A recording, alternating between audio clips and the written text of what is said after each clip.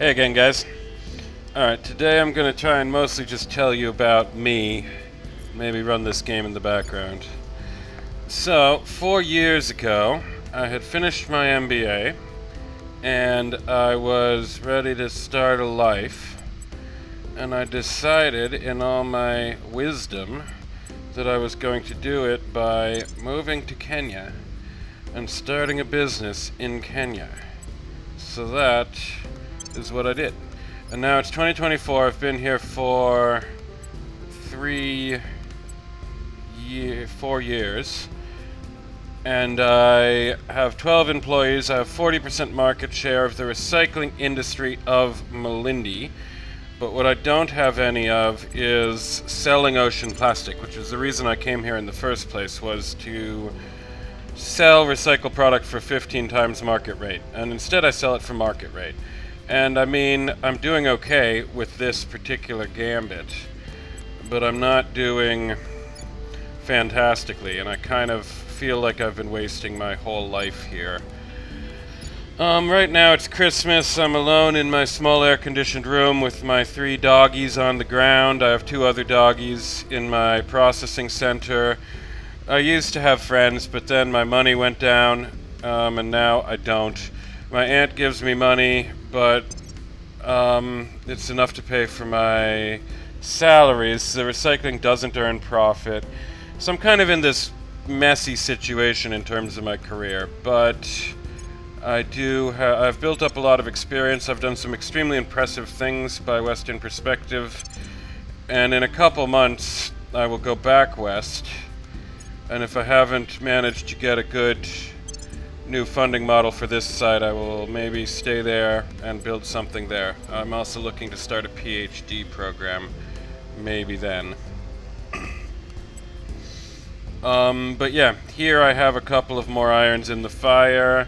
I'm excited about one to start a business incubator program, but I don't like to brag about my potential plans, because every time you tell people the cool thing you're gonna do, there's like a psychological thing that then you feel successful about having done it, whereas in fact you haven't done anything. You're just...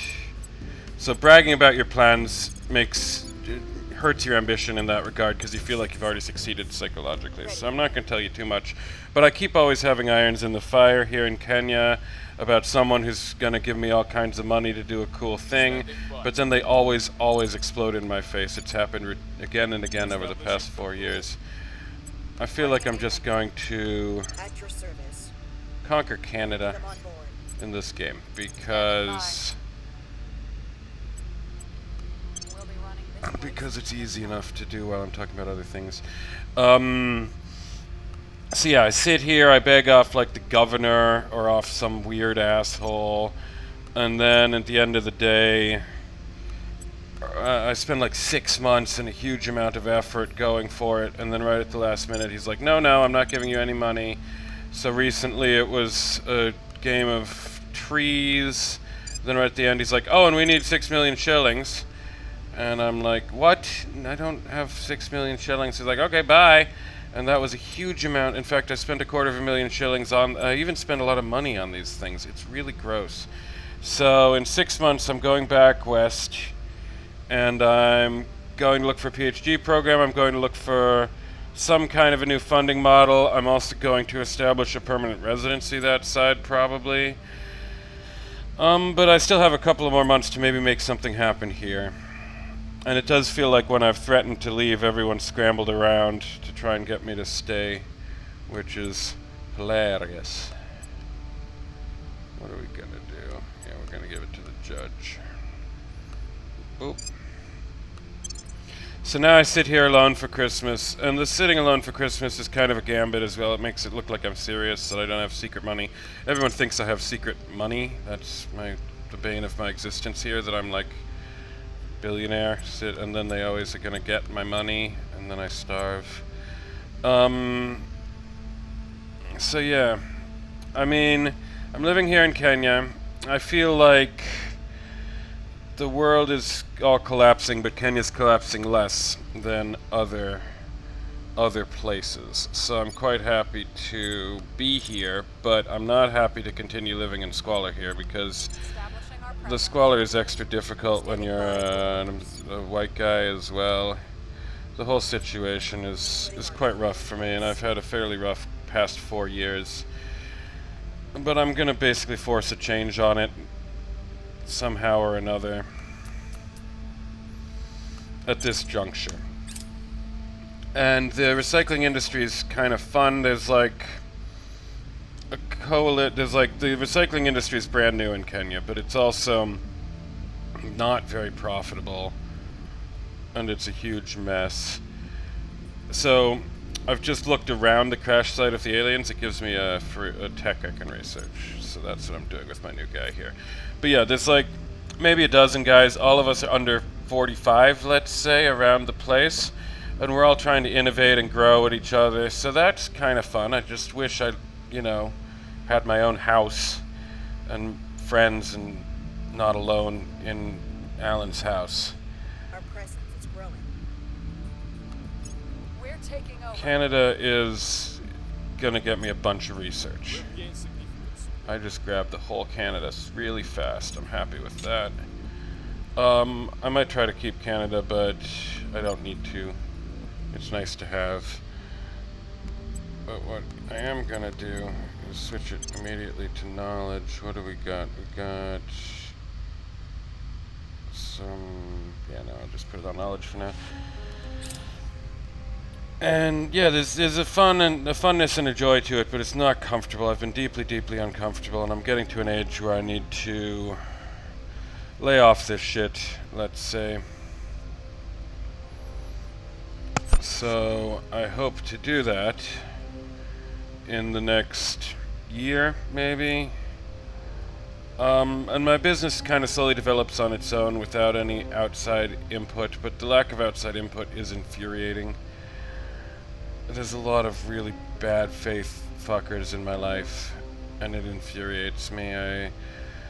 I get angry really easily, as is common for white guys in this culture. And I don't have any friends or security or comfort.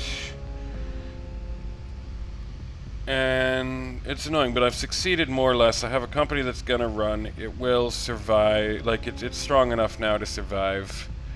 And that can be extremely impressive in the right circles. So I think I'm gonna go get a good PhD out of that, but I'm still trying to leverage it directly into something new and valuable in my career here. And I'm also at the position where my company runs itself, more or less. I don't have much work I need to do. I do a lot of work, but none of it is strictly necessary in the way it may have used to have been for most of these past 4 years.